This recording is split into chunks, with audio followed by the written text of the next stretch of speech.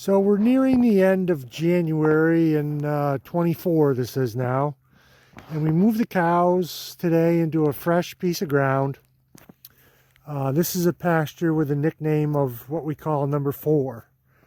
So they haven't been in here, nobody has been in here cattle-wise since probably October.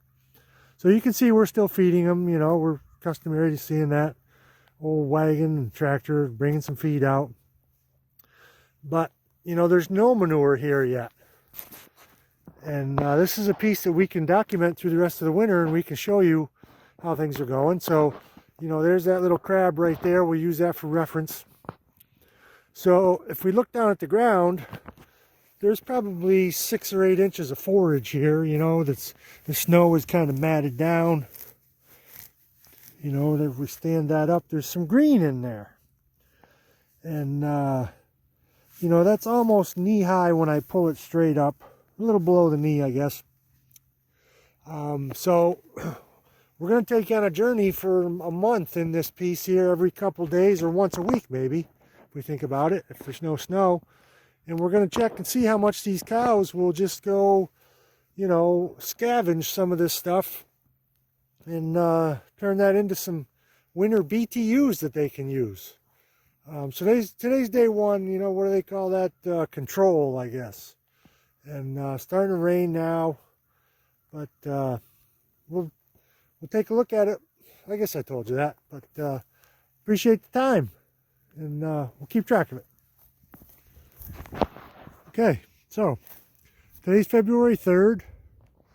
We've been in this piece. This is part 2. We had shot some stuff last week looking at this. We've been in here for a week. There's that tree we were talking about. And you can see that, you know, just because they're here and need something to do, the cows have eaten quite a bit of this that we talked about the other day. I mean, that's right down to a stump there. You know, some of this brown material we can pull up, but that's maybe, you know, just above the top of the shoe now instead of being up to the knee. And they've been doing a nice job in here. We're going to leave them in here for another week. So, you know, if we look at that cow pat, that's like a perfect pat. See that center part that's depressed a little bit? That means we've got the nutrition just about right. And you can see we're getting some pretty good distribution. You know, we always talk about that manure being spread around. But, you know, the cows got a lot of opportunity to lay down on clean ground out here. Nobody's got a lot of manure on them. And, you know, it would be easy to keep them down at the barn, hold up in a spot, just truck the feed a little ways. But, you know, this is what we do. And this is the end result. You can see we get good distribution. They make use of some of this stockpiled type feed. And turn that into some calories. And, you know, just showing you what we see. So, thanks for stopping out here with us. So I'm out here today in that pasture that we call number 4. We've shot a couple other little pieces of film out here showing you about fertility and so forth. But, so you can see this black pipe right here. You couldn't see that 2 weeks ago when we moved out here. And the cows have consumed all of the stockpile that's available out here. You know, it's pretty short. If we go right here, before that was kind of up to our knee. I mean, there's a nub. They've eaten that right off. But there's nothing left here for them to graze on randomly. But we only feed for about 150 days out of the year. So it's important for us to try to spread that fertility around when it's concentrated. So I don't know if you can see this, but there's a ledge that kind of goes uphill right here.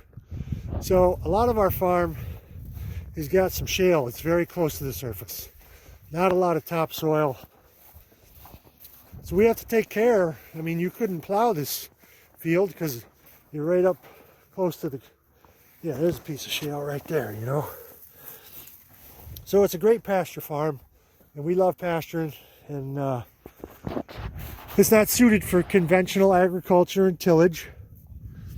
But it's a great little pasture, great little farm to run some pasture and cattle on. And it's just one of those things that, we don't talk about the shale very much. It's great when there's a lot of mud because you can run on top of it, but most of the time of the year, if it gets dry, that dries up the quickest.